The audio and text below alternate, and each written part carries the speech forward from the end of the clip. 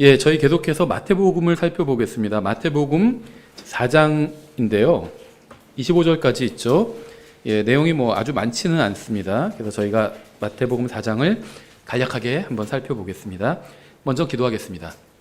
하나님 아버지, 주님께서 저희들에게 베풀어 주신 모든 은혜로 인해 감사드립니다.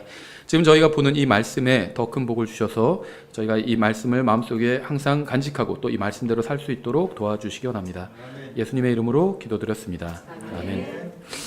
예, 1절에 보시면 그때 예수님께서 성령의 인도를 받아 마귀에게 시험을 받으러 광야로 들어가사. 주님께서 성령님이 임하신 후에 지금 이제 3장에서 침례를 받으실 때 성령님께서 임하셨죠. 그리고 나서 이제 광야로 가서 마귀에게 시험을 받으셨습니다. 성령님이 임하시면 물론 이제 예수님에게 성령님이 임하시는 것과 우리에게 임하시는 건 좀 다르죠. 우리는 처음에 예수님을 믿는 순간 성령님께서 우리 안에 들어오시고 그다음에 우리를 그리스도의 몸 안으로 넣어 주시죠. 그래서 성령님이 임하시면 좋은 일만 일어날 것이라고 생각하는 사람들도 있지만 그거는 성경적인 생각은 아니죠. 성령님의 인도를 받아서 마귀에게 시험을 받으러 광야로 들어가셨습니다. 광야도 좋은 곳이 아니죠. 우리가 가고 싶은 곳 아니죠. 아무것도 없어요. 목마르고 지치고 힘든 곳입니다. 그런데 거기서 또 아주 좋은 사람과 만나는 것도 아니고 마귀와 만나요. 그래서 마귀에게 또 시험을 받으십니다. 그래서 성령님이 임하신 후에 좋은 일만 일어날 거다. 이거는 성경의 가르침이 아닙니다. 이 세상에서는 주님께서 가신 길을 따라가는 게 믿는 사람들이 가야 될 길이에요. 그래서 이 세상에선 고난을 당할 수 있습니다. 하지만 우리의 영원한 운명은 우리가 예수님을 구원자로 믿는 순간 정해졌죠. 이 세상에서 무슨 일이 일어나고 내 인생에 무슨 일이 일어나도 우리의 영원한 운명은 바뀌지 않습니다. 하늘나라에서 새 예루살렘에서 주님과 함께 영원히 사는 것이 우리의 영원한 운명이에요. 그래서 이 세상에서는 우리는 순례자죠. 예, 그래서 때로는 좋지 않은 일이 생길 수도 있습니다. 너무 낙심하지 마세요. 예, 그게 예수님께서도 성령님의 인도를 받아서 광야로 마귀에게 시험을 받으러 가셨습니다. 2절 밤낮으로 40일 동안 금식하시고 그 뒤에 줄이시니라. 마귀에게 시험을 받는 영적 전투를 벌이기 위한 대비책으로 주님께서는 금식하셨습니다.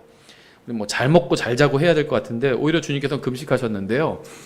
우리가 나중에 금식에 대해서 살펴보겠지만 금식을 하는 이유는 영적인 것에 마음을 집중하기 위함입니다.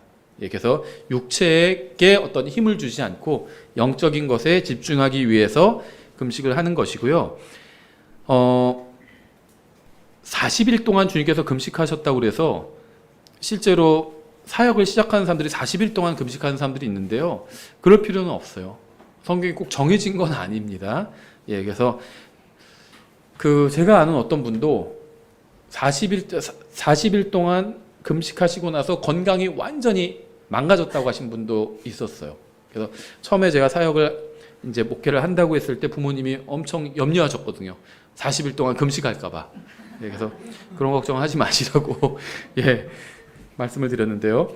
예, 이건 꼭 40일 동안 금식해야 되는 건 아닙니다. 그냥 주님께서 그렇게 하신 거예요. 예. 때로 육체가 연약해지는 것이 영적 전투를 위해서는 최선의 상황이 될 수도 있습니다. 언제 하나님을 더 찾게 될까요? 몸이 아플 때 더 찾게 되는 것 같아요. 저도 최근에 좀 아픈 적이 있었는데 심각한 건 아니고요. 이빨이 아파가지고 발치를 했거든요. 지난주 화요일에. 마취를 해서 괜찮았다가 마취가 풀리고 나니까 이게 도저히 제정신이 아닌 거예요. 너무 아파가지고. 유아실에서 한숨 잤는데 도저히 이게 정상적인 뭐를 할 수가 없는 거예요. 너무 아파서. 그런데 한 2시간 정도 지나니까는 또 고통이 사라지더라고요. 그래서 다시 일상으로 복귀를 했는데요.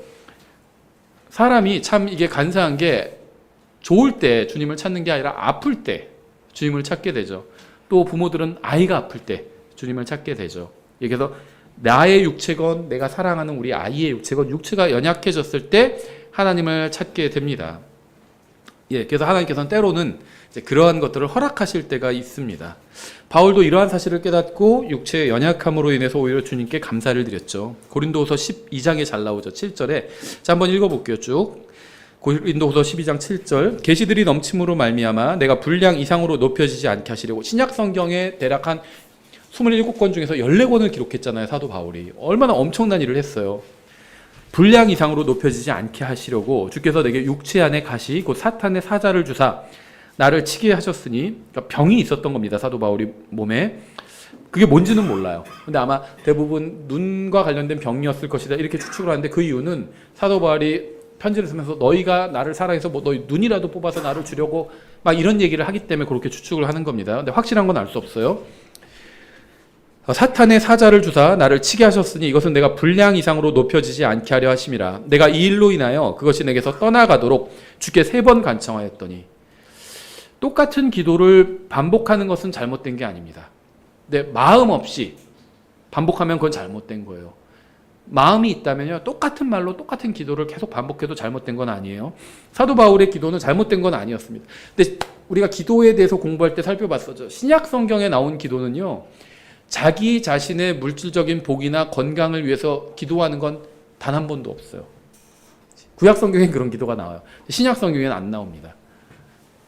신약 성경에 나온 기도는요, 주로 대표적인 게 에베소서 1장과 2장에 있죠. 거기 한번 나중에 쭉 읽어보세요. 어떻게 기도해야 되는지 사도 바울이 본을 보여주고 있는데요. 다른 사람의 영적 유익을 위해서, 또 다른 사람의 건강을 위해서 기도하는 건 하나님께서 대단히 기뻐하시는 기도예요. 근데 자기 자신만을 위해서 기도하는 건 하나님께서 그렇게 기뻐하시는 기도가 아닙니다. 모든 죄의 중심에는요, 이기심이 있어요. 이타적인 죄는 없습니다. 그건 희생이라고 부르죠. 다 모든 죄는 다 자기만을 생각해서 짓게 되는 겁니다. 그래서 사도 바울이 열심히 복음을 전했잖아요. 몸이 좀 건강하도록 기도를 했습니다. 건강한 몸을 가지고 사도 바울이 뭘 하려고 했을까요? 열심히 또 주님을 섬기려고 했겠죠. 제가 만약에 하나님이었다면 바울의 기도에 응답해 줬을 것 같아요. 바울처럼 이렇게 열심히 복음을 전하고 다니는 사람이 또 누가 있겠어요. 근데 그 바울이 몸이 아프니까 주님 나를 고쳐주시면 제가 더 열심히 복음을 전하겠습니다 이렇게 했겠죠. 근데 주님께서는요, 노로 응답하셨습니다. 노라고 응답하셨어요. 그래서 신약 성경에 나온 자기 자신의 건강을 위해서 기도한 유일한 기도였는데 하나님께서는 응답하지 않으셨어요. 노라고 응답해 주셨어요. 안 되라고. 제가 지금 얘기하는 건요, 자기 자신을 위해서 기도하는 거는 죄다 이런 얘기를 하는 게 아닙니다. 자기 자신을 위해서 기도할 수도 있어요. 아프면 주님께 고쳐달라고 기도하는 게 인지상정이죠. 그런데요, 주님께서는요, 우리가 기도를 통해서 다른 사람들을 생각하고 염려하기를 원하세요. 다른 사람에 대해서. 서로가 우리가 기도해주면 되는 거죠. 서로가. 어쨌든 주께 3번 간청하였더니 그분께서 내게 이르시되 내 은혜가 내게 족하도다. 나의 강한 능력은 약한 데서 완전해지느니라. 구약식으로 한다면 엘리야가 하나님께 헌물을 드리기 전에 제단에 막 물을 갖다 부었잖아요. 기름을 갖다 부어도 이게 불이 붙을까 말까 하는 상황인데 물을 갖다 부었습니다. 약한 데서 완전해지는 거예요. 나의 강한 능력은 약한 데서 완전해지느니라 하셨느니라. 그러므로 내가 오히려 하나님의 뜻을 이해했어요. 몸이 아픈 것이 나는 엄청난 거라고 생각하는데 그게 별게 아니구나. 이건 몸은 그냥 장막에 불과하구나. 여행을 갔어요. 그래서 밖에서 이제 캠핑을 가서 야영하는데 텐트를 쳤는데 텐트에 구멍이 난 거예요. 그래서 임시로 그냥 꾸며놓은 겁니다. 새 텐트에서 자면 더 좋겠죠. 그런데요, 그 텐트는 나의 영원한 집이 아니에요. 그냥 조금 찢어져도 상관없어요. 그냥 거기서 자는 겁니다. 어차피 며칠 묵고 나는 나의 집으로 돌아가면 되니까. 이 세상, 우리 몸은 우리가 거할 영원한 텐트가 아니에요. 어떤 분은 오히려 이걸 감옥이라고 표현했어요. 근데 성경적으로 보면 맞는 것 같아요. 우리의 혼이 갇혀 있는 겁니다. 육체 안에. 막 잘생긴 사람은요, 아주 삐꺼번쩍한 감옥에 갇혀 있는 거고요. 우리처럼 좀 떨어지게 생긴 사람은요, 그냥 허름한 감옥에 갇혀 있는 거예요. 큰 차이가 나는 거 아닙니다. 여기서 영원히 살 거 아니에요. 여기서 이 몸 안에서 영원히 살 게 아닙니다. 변화된 새로운 몸을 주님께서 공중으로 오시면 받게 될 겁니다. 나의 강한 능력은 약한 데서 완전해지느니라 하셨느니라. 그러므로 내가 오히려 크게 기뻐하며 나의 연약한 것들을 자랑하리니 이것은 그리스도의 권능이 내 위에 머무르게 하려 함이라. 그러므로 내가 그리스도로 인하여 연약한 것들과 치욕과 궁핍과 핍박과 고난당하는 것을 기뻐하노니 내가 약할 그때에 내가 강하니라. 내가 약하면 약할수록 나의 비중이 적어지면 적어질수록 주님께서 더 많이 일하신다는 걸 바울이 알게 된 거죠. 예수님은 그러니까 육체가 연약한 분들은요, 그것으로 해서 너무 낙심하지 마세요. 저는 여러분들의 육체가 강건하기를 원합니다. 그리고 서로는 그렇다고 해서 다른 저 형제의 육체를 연약하게 해주십시오. 이렇게 기도하면 안 돼요. 다른 형제의 육체는 강건하게 해달라고 기도를 해야 됩니다. 예, 하지만 내 육체가 연약하다면 너무 낙심하지는 마시라는 겁니다. 오히려 더 큰 소망을 얻을 수 있죠. 예, 예수님은 영원한 하나님이시지만 인간의 몸을 입고 이 세상에 오셔서 스스로 낮아지셨습니다. 하나님은 모든 것을 아시는 것 같죠. 하지만 배가 고픈 것을 경험적으로 아시는 것은 아니었어요. 그러니까 제가 예전에도 말씀드린 적이 있는데요. 이거 설명을 다 듣지 않으면 신성모독이라고 생각하실 수도 있어요. 근데 성경에 근거가 있기 때문에 제가 이런 말을 하지만 신성모독은 아닙니다. 보통 하나님을 전능하시다라고 얘기하고 전지하시다 이렇게 얘기를 하죠. 저도 일반적으로는 동의합니다. 근데 성경적으로 보면 사실은 좀 틀린 말이에요. 하나님이 모든 것을 전능하시다는 거 다 하실 수 있다고. 근데 하나님이 하실 수 없는 것도 있어요. 성경에 나와 있어요. 뭐죠? 거짓말은 하실 수가 없어요. 못 하십니다. 그건 하나님의 성품에 맞지가 않아요. 또 하나님이 모든 걸 다 아신다고 생각하는 분들이 있는데 모르시는 것도 있어요. 뭐죠? 구원받은 사람의 용서된 죄죠. 성경에서 내가 너희 죄를 다시는 기억하지 않으신다고 말씀하셨잖아요. 모르시는 거예요. 이건 굉장히 중요합니다. 우리가 주님 앞에서 구원받고 나서도 수없이 죄를 짓잖아요. 그럴 때마다 우리가 어떻게 하죠? 다시 주님 앞에 나가서 용서를 구하잖아요. 생각해 보세요. 우리가 어떤 사람과 친하게 지내는데 그 사람이 나한테 잘못을 해요. 근데 막 몇천 번을 반복해요. 그러면 그 사람과 교제를 나누고 싶은 마음이 들까요? 들지 않겠죠. 짜증나겠죠. 하나님도 마찬가지일 거예요. 근데 하나님은요, 기억하지 않으시는 겁니다. 정말 기억을 못 하시는 거예요. 그래서 구원받은 사람의 죄는 기억하지 못하십니다. 구원받지 않은 사람의 이름은 모르시는 거예요. 구원받지 못한 자들에게 내가 너희를 전혀 알지 못하노니 이렇게 말씀하시잖아요. 너희를 위하여 예비된 영원한 불 속으로 들어가라. 이렇게 말씀하시죠. 구원받지 못한 사람들한테. 그 사람이 죄인인 건 아십니다.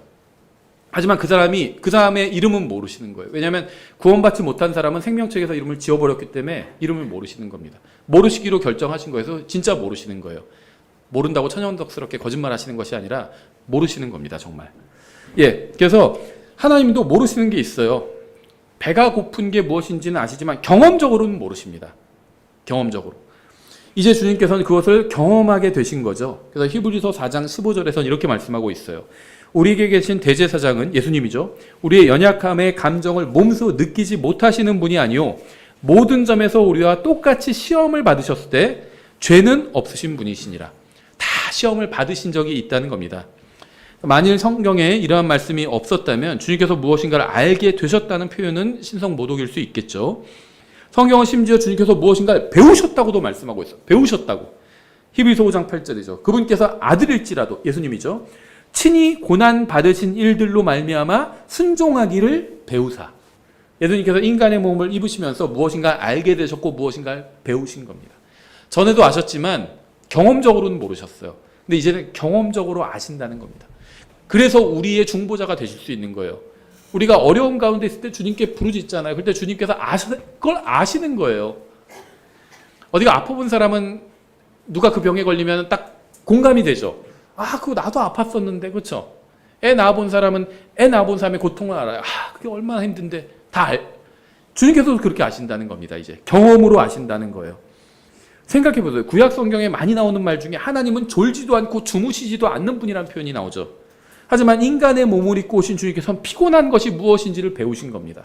그래서 우리가 피곤할 때 주님께서 다 아세요, 그것을. 근데 목사는 그걸 잘 몰라가지고 설교를 길게 하죠. 주님은 아십니다. 3절 그 시험하는 자가 그분께 나와 이르되 내가 만일 하나님의 아들이거든 명령하여 이 돌들이 빵이 되게 하라 하거늘. 주님께서는 공식적인 사역을 시작하시면서 40일간 금식하심으로 인간의 연약함을 먼저 체험하셨습니다. 사람의 그 죄값을 갚아주러 오셨는데요. 사람의 연약함을 먼저 체험하신 겁니다. 하지만 마귀는 주님께서 자신의 육체를 돌보시게 함으로 주님의 사역을 망치게 하는 제안을 하신 거예요. 40일 굶었잖아. 배고프잖아. 그러니까 먼저 네 배부터 채워. 이 얘기를 한 겁니다. 근데 예수님께서 이 세상에 오신 이유는요. 자기 배를 채우고 자기가 이 세상에서 잘 먹고 잘 살기 위해서 오신 게 아니에요. 인간의 몸을 입고 와서 사람의 죄값을 십자가 위에서 갚아주기 위해서 오신 겁니다. 그래서 예수님께서 이걸 거절하셨죠.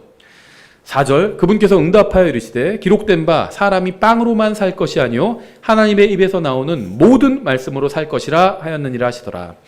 이 말씀은 신명기를 인용한 거죠. 신명기 8장 3절 그분께서 너를 낮추시며 줄이게 하시고 또 너로 알지 못하며 내 조상들도 알지 못하던 만나를 내게 먹이신 것은 사람이 빵으로만 살지 아니하고 주의 입에서 나오는 모든 말씀으로 사는 줄을 내가 알게 하려 하심이니라. 예수님께서는 마귀와 영적 전투를 치르시면서 하나님의 말씀을 무기로 사용하셨습니다. 이렇게 인간의 몸을 입고 오신 하나님께서 시험을 이기기 위해서 말씀을 사용하셨다면 우리도 마귀를 대적하기 위해서 말씀을 사용해야만 합니다. 특이한 점은 이 신명기에서 말씀이 이탈릭체로 되어 있는데 마태복음에서 예수님은 말씀이 원래 포함되어 있는 것처럼 인용하셨다는 사실이에요. 이게 놀랍지 않나요? 무슨 말이냐면 신명기 8장 3절에서 주의 입에서 나오는 모든 말씀으로 사는 줄 내게 알게 하려 하심이라 할 때 이 말씀이 영어 성경을 보면 워드가 누워있는 글꼴로 되어 있어요. 이탈릭체라고 부르죠. 이 이탈릭체가요, 뭐 여러 가지 용도로 사용되는데요. 일반 문학에서는 보통 이제 그 도서명을 책 이름을 얘기할 때 이탈릭체로 쓰죠. 근데 이제 킹제임스 성경에서는요, 히브리어 원어에 없는 표현을 이탈릭체로 사용합니다. 그러니까 성경을 번역하는데 원어에 없는 표현인데 이거를 번역해서 있어야지 말이 돼요. 그럴 때는 원어에 없었다는 것을 독자들이 알게 하기 위해서 그걸 이탈릭체로 표현하는 거예요. 그래서 영어 킹제임스 성경 보실 때 이탈릭체로 되어 있는 건요, 원어에 없는 거예요. 그런데 예수님께서는요, 그걸 있는 것으로 인용하셨죠. 놀랍지 않나요? 그래서 어떤 분들이 킹제임스 성경은 1611년에 나왔죠. 예수님은 2000년 전에 계셨죠. 근데 어떤 사람들이 예수님께서 이 세상에 계셨다면 킹제임스 성경을 사용하셨을 것이다. 이렇게 얘기하는 이유가 바로 이겁니다. 예수님께서는요, 마태복음에서 원어에 없는 말씀을 인용해 버리셨어요. 그런데 히브리어 성경에는 없어요. 말씀이라는 단어가 없어요, 아예. 그런데 킹제임스 성경에는 이 신명기 8장 3절에 말씀이 있습니다. 원어에 없는 걸 킹제임스 성경에서 넣었어요. 그러면 원어에 없는 걸 킹제임스 성경에서 넣었으니까 킹제임스 성경이 잘못된 것 같죠. 그런데 예수님은 실제로 모든 말씀이라고 말씀이 있는 것으로 인용을 하셨다는 거예요. 킹제임스 성경을 그냥 믿는 게 아니에요. 킹제임스 성경에는 이런 놀라운 부분들이 굉장히 많이 있어요. 예, 오늘날 주님을 믿는다고 하는 사람들의 문제는 하나님의 말씀으로 살지 않는다는 겁니다. 이 세상에서 살기 위해서는 물질이 필요하죠. 돈이 잘못된 게 아니죠. 성경은 한 번도 돈이 잘못됐다 이렇게 말씀하신 적이 없어요. 돈을 사랑함이 모든 악의 뿌리다 이렇게 말씀하고 있죠.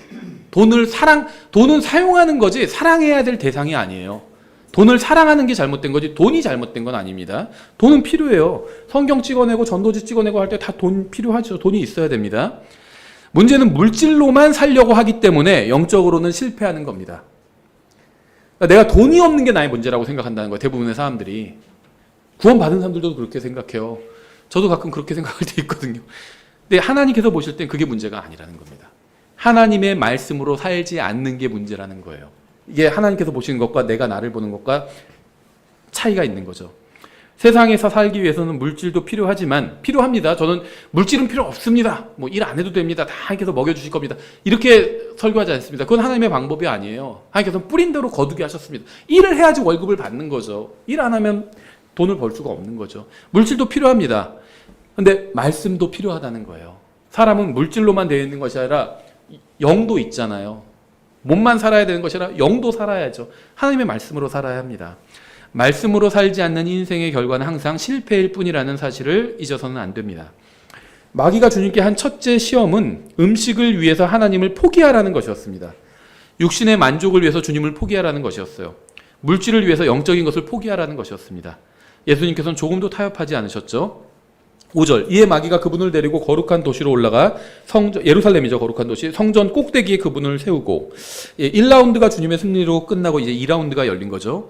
마귀는 이제 좀 더 강도 높게 시험합니다. 마귀가 예수님을 성전 꼭대기로 데려갔을 때 그 몸을 실제로 데려갔을 수도 있고요. 아니면 어떤 환상 중에 데려갔을 수도 있죠. 그거는 몰라요. 마치 사도 바울이 셋째 하늘에 갔을 때 실제 몸이 갔는지 환상 중에 갔는지 그건 자기 모른다 이렇게 얘기를 하고 있죠. 그거가 비슷한 것 같습니다. 실제로 몸을 데리고 갔을 확률이 높아요. 누군가 그걸 볼 수 있었을 겁니다. 6절 그분께 이르되 내가 만일 하나님의 아들이거든 뛰어내리라. 기록된 바 그분께서 자신의 천사들에게 너에 관한 책무를 주시리니 그들이 자기 손으로 너를 받들어 언제라도 내 발이 돌에 부딪히지 아니하게 하리로다 하였느니라 하매. 이건 시편 91편을 인용한 건데요. 91편은 어떻게 되어 있냐면요. 그분께서 자신의 천사들에게 너에 대한 책무를 주사 내 모든 길에서 너를 지키게 하시리라. 그들이 자기 손으로 너를 받들어 내 발이 돌에 부딪히지 아니하게 하리로다. 어떤 차이가 있는지 아시겠나요? 마귀는요, 성경에 무지하지 않습니다. 성경 인용해요. 이런 말씀 들으면, 이거 딱 듣자마자 이거 시편 91편이다. 이렇게 아는 그리스도인이 몇이나 될까요? 마귀는 딱 알고 있어요. 다만 믿지 않을 뿐이죠. 그게 이제 차이예요. 마귀는 성경을 인용했지만 의도적으로 잘못 인용했습니다. 그는 성경에 없는 단어를 삽입했어요. 시편 91편과 마귀가 지금 마태복음 4장에서 인용한 것과 같은데 하나 차이가 있습니다. 첨가를 했어요. 없는 단어를. 뭐였죠? 언제라도 라는 단어를 첨가한 겁니다. 단어 하나만 바꾸면요, 의미가 완전히 바뀌어버릴 수도 있어요. 그래서 막 국회 법사위에서도요, 막 단어 하나 뭐를 넣고 빼고 막 그거 갖고 막 싸우잖아요. 실제로 막 머리끄댕이하고 싸울 때도 있고 그거 갖고 싸워요. 예, 단어 하나 갖고 법이 바뀔 수 있어요. 마귀가 항상 마귀가 이불을 미혹할 때도 그렇게 했죠. 단어 하나 첨가하고 넣고요, 하나 빼고요, 그런 식으로 바꿨습니다. 반드시 죽으리라, 죽을까 하노라, 하나만 바꾼 거예요. 근데 의미가 완전히 바뀌어버리잖아요. 반드시 하나님은요, 선악과를 먹으면 반드시 죽으리라 100%로 말씀하셨어요. 그런데 죽을까 하노라, 이부가 50%로 만들었죠. 죽을 수도 있다는 거죠. 그러니까 마귀가 어떻게 했죠? 죽지 아니하리라, 아예 0%로 만들어버렸어요. 그렇게 바꾸는 겁니다. 그게 변개하는 방법이에요. 주님께서는 주님의 길로 걸을 때 보호해 주실 겁니다. 주님의 길로 걷지 않으면 보호받을 수 없어요. 길로 걸어야 돼요. 위험한 데로 가면 보호해 줄 수가 없다는 겁니다. 그렇죠? 부모는 자식을 보호합니다. 근데 자식이 말 안 듣고 위험한 데로 가면요, 보호해 줄 수가 없어요. 그렇죠? 하나님께서도 마찬가지예요. 자기가 칼로 자기를 자해하면요, 하나님께서 그걸 지켜주실 수가 없다는 겁니다. 딱 자해할 때 천사가 나타나서 손을 딱 붙잡고 그러지 않으신다는 거예요. 하지 말라는 겁니다. 그런 건 하나님께서 하지 말라고 한 건 하지 말아야 돼요. 그렇죠? 이 피할 길에 대해서 오해하시는 분들이 있는데요, 성경에 하나님께서 피할 길을 주사 이렇게 말씀하고 있잖아요. 이 피할 길을 언제 주시는지를 대부분의 그리스도인들이 모르더라고요. 예를 들면요, 내가 길을 가고 있는데 딱 보니까 여기 지갑이 떨어져 있어요. 그러면은 지갑을 싹 보니까 보는 사람도 없고 CCTV도 없어요. 지갑을 슬쩍 했어요. 딱 열어보니까 돈이 많아요. 슬쩍 했습니다. 딱 갔어요. 그런데 며칠 후에 경찰이 찾아온 거예요. 점유물 이탈 횡령죄로 잡아간 겁니다. 재판에 넘겨졌어요. 나중에 보니까 CCTV가 내가 안 보여서 그렇지 저쪽에서 있었던 겁니다. 그래서 이제 감옥에 가게 생겼어요. 그러니까 그때 이제 기도합니다. 하나님, 제가 실수를 해가지고 잘못해서 감옥에 가게 생겼습니다. 피할 길을 주시옵소서, 이렇게 기도합니다. 그런데 피할 길은 이미 주셨는데 지나쳤어요, 내가. 그때는 어떻게 해야 되죠? 뿌린 대로 거둬야 돼요. 판사 앞에 가서 인정하고요, 반성하고 있다고 하고요, 최대한 변상해주고요, 피해자와 합의 보고요. 항상 반성하는 건요, 판사 앞에서 죄송합니다 그게 아니라 피해자와 합의 보는 게 그게 반성이거든요. 판사가 반성했다고 판단해요. 피해자와 합의하면은 100만 원 줬으면 120만 원, 150만 원 합의 보는 거예요. 그러면 피해자도 마음이 누그러들죠. 이 사람이 내 돈 100만 원 훔쳐갔는데 150으로 갖다 줬어요. 그러면 누그러들죠. 그러면 합의를 써주는 겁니다. 그럼 판사가 그걸 참작해줘요. 더 이상 피할 길이 없어. 피할 길이 내가 지나친 겁니다. 그럼 제가 방금 얘기한 이 예화에서 피할 길은 언제냐? 지갑이 땅에 떨어진 걸 봤을 때요. 그때 피할 길이 있는 겁니다. 그때 죽지 않고 그냥 가면 됩니다. 그럼 피할 길로 간 겁니다. 근데 이미 자기가 피할 길을 지나쳐서 주소도 자기 지갑에 넣고 가버렸어. 피할 길을 지나친 거예요. 고속도로 가면 빠져나간 길들이 있잖아요. 길을 지나쳤어요. 그래 놓고는 예를 들면 대전 가야 되는데 대전 가는 그 길을 지나쳐버렸어요. IC를. 그래 놓고는 하나님께 대전에 다시 대전 가는 IC가 생기게 해주시옵소서, 생기게 해주실 것도 믿습니다 하면 하나님께서 갑자기 길 가는데 이미 지나쳤는데 그 대전 IC를 다시 생기게 해주시나요? 그러지 않는다는 거죠. 피할 길을 가야 돼. 하나님께서는 피할 길을 주십니다. 그럼 피할 길을 왜 못 알아보냐면 하나님의 말씀을 모르기 때문이에요. 성경에서 뭐라고 말씀하시죠? 다른 사람의 것을 훔치지 도둑질하지 말라고 말씀하시잖아요. 딱 봤을 때 그 말씀이 떠올라요. 하나님께서 피할 길을 열어주신 겁니다. 그래서 하나님의 말씀을 성경을 읽어야 되는 걸 알아야 돼요. 뭐 훔치는 거 제가 쉬운 예를 들었지만 아주 복잡한 일이 일어나는 경우가 많아요. 그때 하나님의 말씀을 알고 있으면 딱 그게 보일 수 있다는 겁니다. 피할 길이. 그럼 그 피할 길로 나도 가고 우리 가족도 데려갈 수 있는 거죠. 그래서 하나님의 말씀을 알아야 되는 거예요. 그래서 성경을 읽어야 된다고 강조하는 겁니다. 목사가 한 말 그냥 받아들이지 마세요. 성경에 정말 있나 내 스스로 확인해 봐야 됩니다. 목사도 잘못된 얘기할 때 많아요. 저도 있었어요. 잘못된 얘기할 때. 예전에 어떤 강의를 했는데 그 다음에 몇 년 후에 내가 다시 성경을 더 읽어보니까 그게 아니었던 거예요. 그래서 할 수 없이 사과를 했어요. 내가 예전에 그렇게 가르쳤는데 그거 잘못된 거를 가르쳤다고 그렇게. 목사도 잘못 가르칠 때도 있어요. 여러분이 스스로 하나님 말씀을 확인해 보셔야 합니다. 마귀는 에덴에서 이브를 속일 때 인용한 방식으로 성경을 인용했죠. 마귀는 주님 앞에서 근데 정말 대범하게 성경을 인용했어요. 왜냐하면요. 마귀가 지금 인용한 건 시편 91편 11절 12절인데요. 13절에 뭐가 있냐면 내가 사자 독사를 밟으며 젊은 사자 용을 발밑에서 짓밟으리로다. 예수님께서 이브에게 말씀하시고 이제 아담과 이브가 범죄를 졌을 때 하나님께서 나타나셔서 여자의 씨가 뱀의 머리를 부술 것이라고 말씀하셨죠. 그 예언이 시편 91편 13절이에요. 근데 마귀가 12절까지만 딱 인용한 겁니다. 그 다음 구절은 뭐죠? 자기의 운명에 관한 심판에 관한 말씀이에요. 근데 그런데도 이거를 인용해 버린 겁니다. 굉장히 담대한 거예요, 마귀가. 왜 그럴까요? 욥기 41장 33절에 의하면 마귀는 두려움 없이 만들어진 존재예요. 땅 위에는 그처럼 생긴 것이 없나니 그는 두려움 없는 존재로 만들어졌느니라. 리오와 야단, 용에 대한 말씀이거든요. 마귀에 대한 말씀이에요. 마귀는 왕들의 왕도 두려워하지 않았습니다. 왜 두려워하지 않았을까요? 지혜가 부족했기 때문이에요. 성경에서는요, 주를 두려워하는 것이 지식의 시작이다 이렇게 말씀하고 있죠. 모든 시가서, 욥기, 시편, 잠언, 전도서, 솔로몬의 노래 다 주님을 두려워하는 것이 지혜의 시작이다 이 말씀을 하고 있거든요. 마귀는 주님을 두려워하지 않았어요. 두려워해야 될 분을 두려워해야 합니다. 두려워하지 않았어요. 그래서 지혜가 부족했죠. 그래서 어리석은 선택을 했던 겁니다. 두려워할 분을 두려워해야 돼요. 우리나라에서는 경찰 우습게 보지만요. 미국에서는 경찰 몸에 손 댔다가는 총 맞아요. 재수 좋으면 전기 충격받고요. 재수 좋으면 몽둥이 세례 맞는 거고 재수 없으면 총 맞는 겁니다. 두려워해야 돼요, 경찰을. 예, 함부로 대하면 안 돼요. 우리나라나 경찰을 함부로 대하지 미국에서 우리나라에서 했던 것처럼 똑같이 했다가는 구타당해요. 몽둥이 세례 맞습니다. 왜 그럴까요? 거기는 상대방도 다 총을 갖고 있기 때문에 경찰들이 자기 신변 보호를 아주 강하게 하는 거죠. 예, 두려워할 분을 두려워해야 됩니다. 주님을 두려워해야 돼요. 7절 예수님께서 그에게 이르시되 또 기록된 바 너는 주 내 하나님을 시험하지 말라 하였느니라 하시더라. 예수님께서 신명기를 인용하셨죠. 신명기 6장 16절 너희가 마사에서 주 너희 하나님을 시험한 것 같이 그분을 시험하지 말라. 요약해서 인용하신 거죠. 예수님께서는 자신을 시험하지 말라고 하시면서 하나님을 시험하지 말라고 하셨습니다. 그러니까 자신이 중의성 있는 표현을 하신 거죠. 그래서 자신이 하나님이라는 사실을 밝히신 겁니다. 8절 마귀가 다시 그분을 데리고 심히 높은 산으로 올라가 세상의 모든 왕국들과 그것들의 영광을 그분께 보여주며 그분께 이르되 내가 만일 엎드려 내게 경배하면 내가 이 모든 것을 내게 주리라 하매. 제가 마귀가 예수님을 데리고 실제 육체로 데리고 간 건지 환상 중에 그렇게 한 건지 잘 모르겠다고 한 이유가 바로 이겁니다. 세상의 모든 왕국들을 다 보여주고 그것들의 영광을 다 보여줬어요. 그러니까 이거는 환상 중에 이렇게 보여줬을 수도 있겠죠. 예, 어쨌든 간에 이것은요, 하나님보다 물질을 선택하라는 시험이었어요.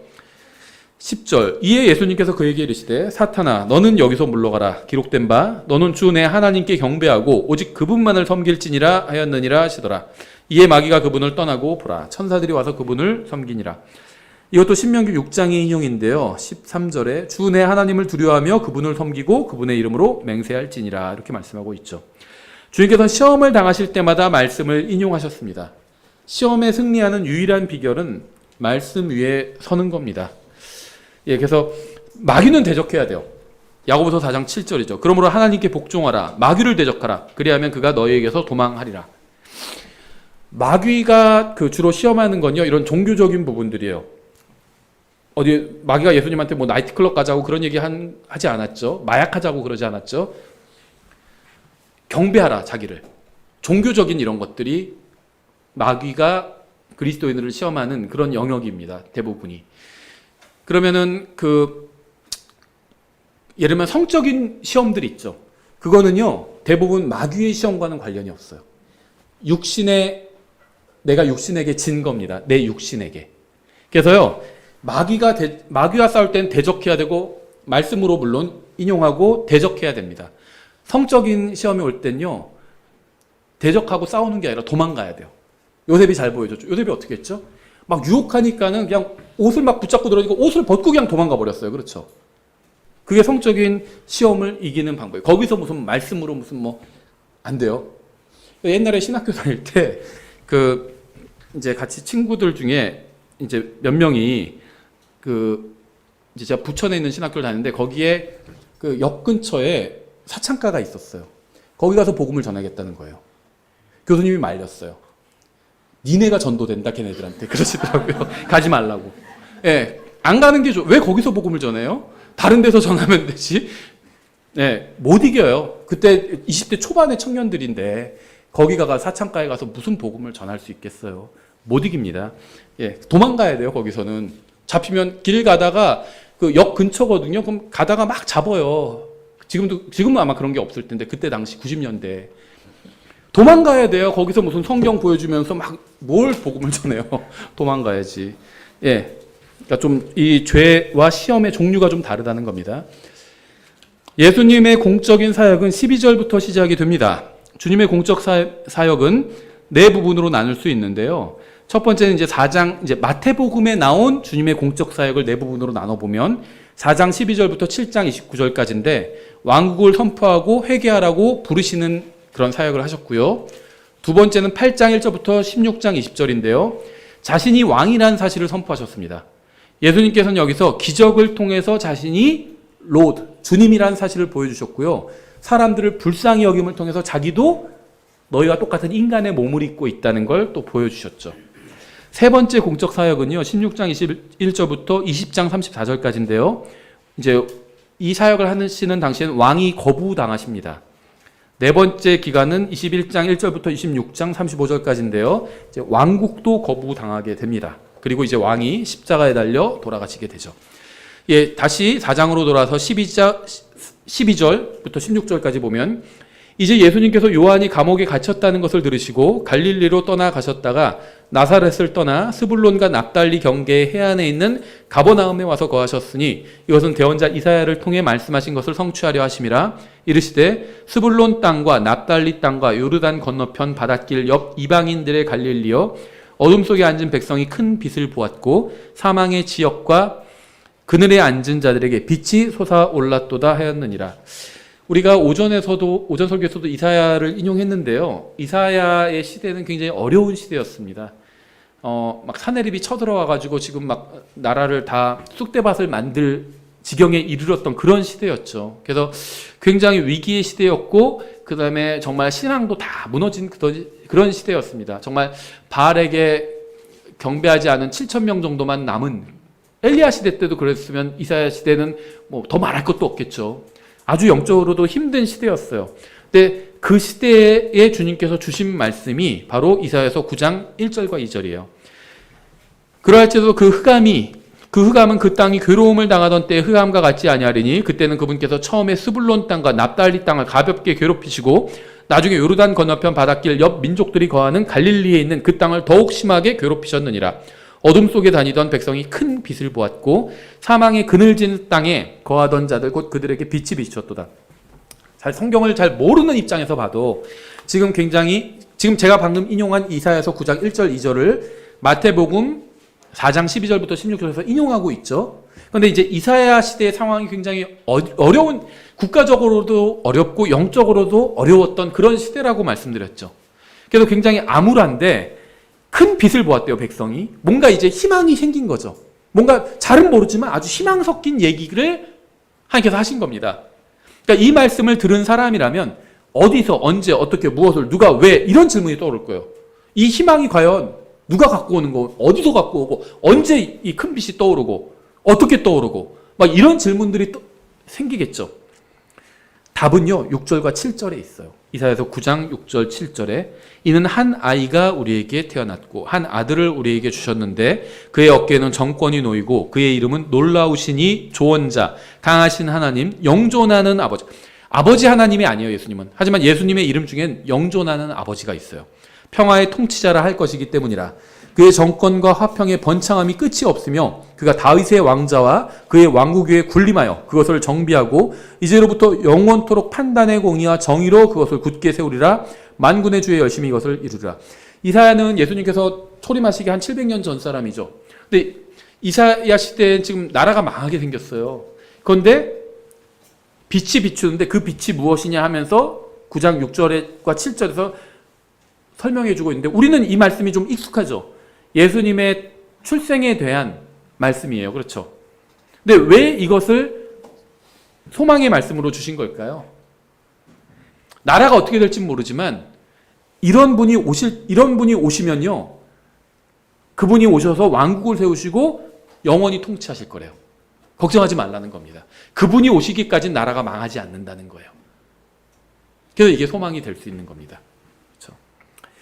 마태복음에서 이사야서 9장 1절 2절을 인용한 이유는 예수님께서 바로 메시아라는 사실을 보여주기 위함이었습니다. 네, 다시 마태복음 돌아서 14장 17절 그때부터 예수님께서 선포하기 시작하여 이르시되 회개하라 하늘의 왕국이 가까이 왔느니라 하시더라. 3장에서 침례자 요한도 정확히 같은 설교를 했죠. 회개하라 하늘의 왕국이 가까이 왔느니라. 이 말씀은요 마태복음의 핵심이고요. 이것은 구약 성경의 주제이기도 합니다. 예수님께서는 마태복음 4장에서 신약 성경을 시작하지 않으셨어요. 말라기가 선포한 말씀, 말라기의 분위기도 똑같아요. 회개하라 하늘의 왕국이 가까이 왔느니라요. 말라기 앞부분에선 계속해서 이스라엘의 어떤 죄에 대해서 다루고 있죠. 회개하라는 겁니다. 왜 죄를 지적하죠? 회개하라는 거예요. 죄를 지적하는 이유는 다른 게 아닙니다. 그 죄를 회개하라는 겁니다. 말라기 1장부터 3장까지는요 회개하라는 내용이에요. 4장엔 뭐가 나오죠? 예수님의 재림이 나오죠. 그분의 오셔서 왕국을 세우신다는 거예요. 회개하라 하늘의 왕국이 가까이 왔느니라. 이게 말라기의 주제입니다. 또 마태복음의 주제이기도 합니다. 그래서 말라기가 전하던 것을 말라기는 39번째 책이고요. 마태복음은 40번째 책이죠. 마태가 바로 이어받은 겁니다. 그래서 마태복음의 분위기도 구약적인 분위기예요. 그래서 이 침례자 요한도 말라기가 전하던 걸 바로 이어받아서 회개하라 하늘의 왕국이 가까이 왔느니라 라는 말씀을 선포했고요. 예수님도 이 말씀을 이어받아서 똑같이 선포하신 겁니다. 하늘의 왕국이라는 표현은요 마태복음에서만 32번 나오고요. 신약성경의 다른 책에서는 나오지 않는 표현입니다. 18절 예수님께서 갈릴리 바닷가를 거니시다가 두 형제 곧 베드로라 하는 시몬과 그 형제 안드레가 바다에 금을 던지는 것을 보시니 그들은 어부더라. 그분께서 그들에게 이르시되 나를 따르라. 내가 너희를 사람들을 낚는 어부가 되게 하리라 하시니. 주님께서 베드로에게 하신 첫 번째 명령은 무엇이었을까요? 나를 따르라는 것이었습니다. 예수님께서 이 세상을 떠나서 승천하시기 전에 베드로에게 개인적으로 마지막으로 하신 명령은 무엇이었을까요? 나를 따르라는 것이었어요. 요한복음 21장 22절이죠. 예수님께서 그에게 이르시되 내가 올 때까지 예수님께서 그에게 이르시되 이제 베드로가 부활하신 예수님에게 예수님의 가장 사랑하시는 제자인 요한에 대해서 물어봤죠. 저 사람 어떻게 됩니까? 이렇게 물어보니까 예수님께서 하신 말씀이에요. 내가 올 때까지 그가 머물 것을 내가 원할지라도 그것이 너와 무슨 상관이 요한이 너랑 무슨 상관이야 이 말씀하신 거예요. 너는 나를 따르라 하시더라. 다른 사람 상관하지 마세요.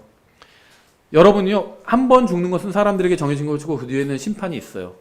구원받지 못한 사람들은 큰 인왕자 심판석에 서게 되고요. 거기서 이제 판결을 듣고 지옥에 가게 됩니다. 구원받은 사람들은요 그리스도의 심판석에서 이제 보상을 받게 됩니다. 그리스도의 심판석은 지옥이냐 하늘나라냐를 결정하는 자리가 아니에요. 보상을 결정하는 자리고요. 그래서 제가 올림픽에 포디움과 같다고 말씀드렸죠. 금운동 아니면 노메달 이게 결정되는 자리예요. 금메달을 받을 것인지 은메달을 받을 것인지 아니면 메달을 못 받을 것인지 그게 결정되는 자리지 혼나고 지옥에 가고 이런 자리는 아닙니다. 그런데요 그리스도의 모든 심판석은 다른 사람은 없고 하나님과 나 1대1만 다루게 됩니다. 여러분이 그리스도의 심판석에 서게 되면요 어느 교회를 다녔는지 목사가 누구였는지 집사가 누구였는지 이런 얘기는 나오지도 않고 하나님께서 묻지도 않으실 거예요. 하나님의 말씀대로 살았는지 하나님께서 명령하신 대로 것에 순종했는지 이걸 물으실 겁니다. 다른 사람 상관하지 마세요. 저 형제 때문에 제가 여러 번 말씀드렸죠. 제가 다른 교회에서 부목사로 있다가 9년 전에 여기서 이 분당 지역에서 교회를 개척하게 됐잖아요. 근데 그때 이제 어떤 분이 연락이 왔어요.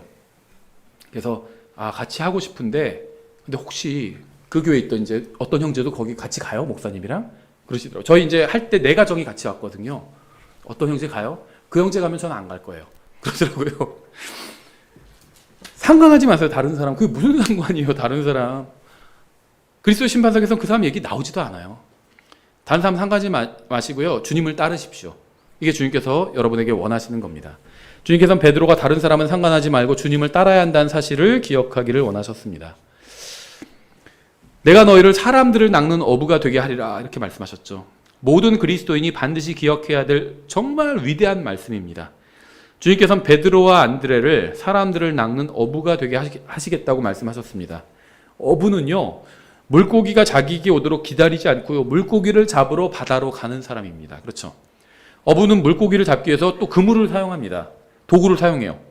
어부는 더 많은 물고기를 잡기 위해서 다른 어부와 또 협력을 합니다. 그렇죠? 혼자 잡는 사람도 있는데요, 정말 정말 사업을 막 크게 하는 사람은 오히려 사람들 막 고용하기도 합니다. 여러 사람이랑 협력해서 또 품앗이처럼 같이 물고기를 잡기도 합니다. 우리도 사람들을 예수님께로 인도하기 위해서 다른 사람과 협력해야 하고요, 때로는 도구를 사용해야 되고 또 바다로 나가야 하기도 합니다. 그래서 항상 이 성경에서 물고기는 구원받지 못한 죄인을 상징합니다. 십자가 예수님은 주님이시다 그리스도로 돼가지고 물고기 모양 있죠. 그거는 사실 기독교의 상징이 아니에요. 성경은 단 한 번도 예수님을 물고기로 표현한 적이 없어요.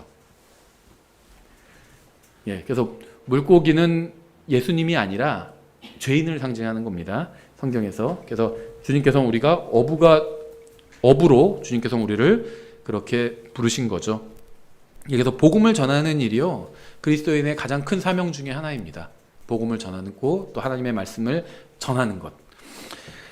20절, 그들이 즉시 자기들의 그물들을 버려두고 그분을 따르니라. 18절에서 그들은 이 단수를 던졌어요. 그렇죠? 18절에서는 그물 던지는 것을 보시니 그들은 어부더라. 그물을 던져서 물고기를 잡고 있었죠. 그런데 예수님을 따를 땐 그물들을 버려두고 예수님을 따랐습니다. 무슨 말이냐면요, 그들은 여러 그물들로 물고기를 잡는 사업을 했던 거예요. 그물이 많았어요. 단순히 작업을 쉬고 주님을 따른 게 아니었습니다. 작업을 쉬고 따랐으면 그물 하나를 사용해서 잡았겠죠. 둘이 작업을 했으니까. 양쪽에서 잡고 그물을. 작업을 쉬고 주님이 어떤 분인지 알아보려고 따랐다면 그물 하나를 버려두고 주님을 따랐겠지만 그물들을 다 버려뒀습니다. 사업을 접은 거예요. 그리고 주님을 따른 겁니다. 21절, 그분께서 거기서 더 가시다가 다른 두 형제 곧 세베대의 아들 야고보와 그의 형제 요한이 자기들의 아버지 세베대와 함께 배 안에서 자기들의 그물들을 고치고 있는 것을 보시고 그들을 부르시니 그들이 즉시 배와 자기들의 아버지를 남겨두고 그분을 따르니라. 주님을 전적으로 따른다는 것은 쉬운 일이 아닙니다. 또한 가족보다 주님을 우선순위에 두는 것도 쉬운 일이 아닙니다. 하지만 이들은 그렇게 했죠.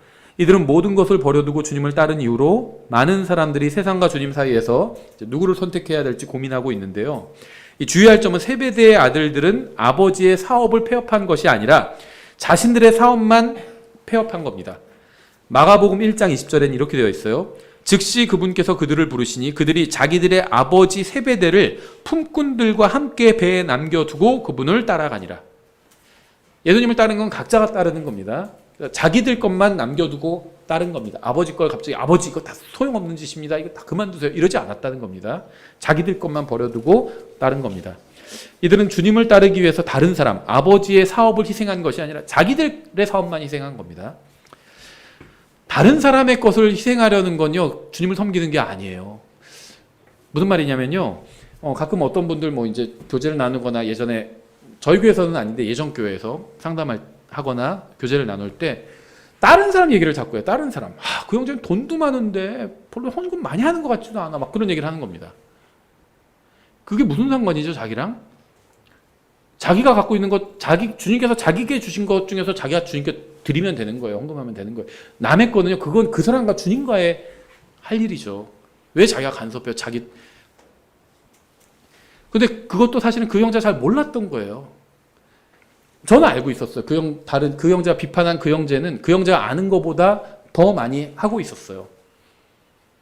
근데 자기는 다 모르면서 자기가 그냥 눈에 보이는 것만 보고 왜 더 많이 안 하지? 이러고 있었던 겁니다. 그 사람의 재산은요, 주님께서 그 사람에게 맡겨주신 거예요. 그럼 그 사람이 알아서 할 겁니다. 상관하지 마세요, 다른 사람은. 나에게 주신 거를 내가 주님을 위해서 어떻게 쓸까? 이것만 생각하십시오. 예. 다른 사람을 희생하는 건요, 다른 사람의 물건을 하나님께 바치는 거는 그거는 도둑질이죠. 자기 걸 바쳐야죠. 왜 남의 걸 바쳐요? 그건 기뻐하지 않으십니다, 하나님께서. 예, 베드로 형제와 요한 형제는 모두 침례자 요한의 설교를 듣고 회개했고요. 또 그에게 침례를 받았죠. 이렇게 침례자 요한은 예수님께서 제자를 부르실 수 있도록 그들을 미리 준비시켰던 거죠. 23절, 예수님께서 온 갈릴리에 두루 다니사 그들의 회당들에서 가르치시고 왕국의 복음을 선포하시며 백성 가운데서 온갖 종류의 질환과 온갖 종류의 질병을 고치시니, 예수님께서는 복음서에 기록된 것보다 훨씬 더 많은 일을 하셨습니다. 요한복음 21장 25절이죠. 예수님께서 행하신 다른 일들도 많으므로 만일 그것들을 낱낱이 기록한다면 심지어 이 세상이라도 기록된 책들을 담지 못할 줄로 나는 생각하노라. 아멘. 이렇게 되어 있는데요. 예수님은 우리가 아는 것보다 훨씬 더 많은 일을 행하셨고요. 우리가 아는 것보다 훨씬 더 크신 분이고요. 우리가 찬양하는 것보다 훨씬 더 많이 찬양을 받으셔야 될 분이고요. 우리가 경배하는 것보다 훨씬 더 많이 경배 받으셔야 될 분이고요. 우리가 돌리는 영광보다 훨씬 더 많은 영광을 받으셔야 할 분입니다. 우리가 아직 모르고 있을 뿐이에요. 24절, 그분의 명성이 온 시리아에 두루 퍼지니라. 그들이 모든 병든 사람 곧 갖가지 질병과 고통에 사로잡혀 앓는 자, 마귀 들린 자, 미친 증세가 있는 자, 마비병 환자들을 그분께 데려오니 그분께서 그들을 고치시매. 성경에 의하면 병을 고쳐주시는 분이 누군가요? 여호와 하나님이에요. 따라서 예수님께서 행하신 병 고치는 기적은 그분이 바로 인간의 몸 안에서 나타나신 여호와 하나님이라는 사실을 입증하는 겁니다. 구약 성경은 병을 고치는 능력은 오직 하나님께 속한 것이라고 분명히 밝히고 있어요. 따라서 예수님께서 병을 고치시는 것을 증언하는 성경 기록은 그분은 하나님이라는 사실을 증언하고 있는 것이죠. 마지막 25절, 갈릴리와 데가볼리와 예루살렘과 유대와 요르단 건너편에서 온 사람들의 큰 무리들이 그분을 따르더라. 여기에 열거된 지명들은요, 주님께서 지상사역을 주로 하셨던 곳입니다. 2000년 전이죠. 당시의 인구 상황을 고려할 때 이 수천 명, 남자만 5,000명이라고 그러죠. 여자와 아이들까지 하면 뭐 2만 명 이렇게 되는 거죠. 이 수천 명, 수만 명이 나와서 주님의 말씀을 들었다는 건 그 당시에 대다수의 사람들이 이 지역에선 주님의 말씀을 들었다는 것을 의미하는 거겠죠. 예, 이렇게 해서 저희가 마태복음 4장을 아주 간략하게 살펴봤습니다. 예, 기도하고 찬양하고 마치겠습니다. 기도하겠습니다. 하나님 아버지, 주님께서 인간의 몸을 입고 이 세상에 오셔서 저희들의 모든 죄값을 십자가 위에서 갚아주시고 믿는 자들을 구원해 주시고 이제는 저희들에게 진리의 말씀을 주셔서 하나님의 아들답게 살 수 있도록 해주셔서 감사드립니다. 저희가 단순히 이 말씀을 읽고 잊어버리는 것이 아니라 정말 부지런히 주님의 말씀을 찾아보고 연구해서 정말 주님께서 원하시는 삶을 이 세상에서부터 살 수 있도록 도와주시기 원합니다. 예수님의 이름으로 기도드렸습니다. 아멘.